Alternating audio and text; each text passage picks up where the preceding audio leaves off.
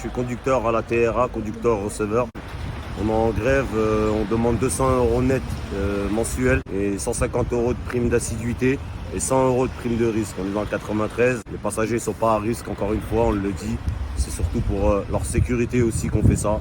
Les bus ne sont pas aux normes, il y a tous les voyants qui sont allumés, il y a des bus, ça fait 700 000 km. Donc on fait de notre mieux et la sécurité c'est pas trop ça. Donc à cette heure-ci on demande beaucoup de choses. On n'a pas reçu de retour positif de la direction encore.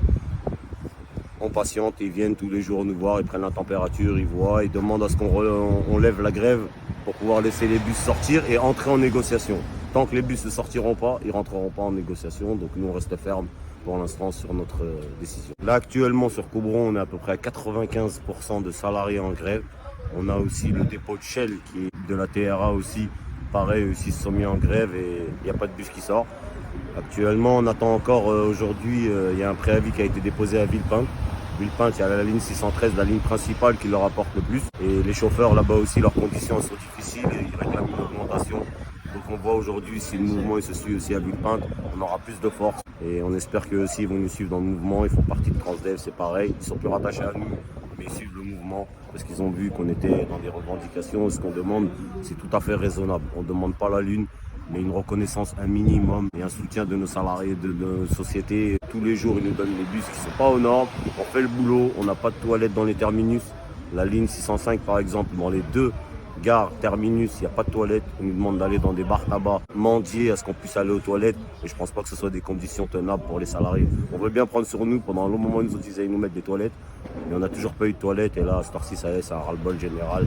Et il faut qu'on soit entendu, il faut un minimum. Il faut qu'ils viennent négocier, ils viennent discuter avec nous. Depuis le début, ils ne veulent rien lâcher.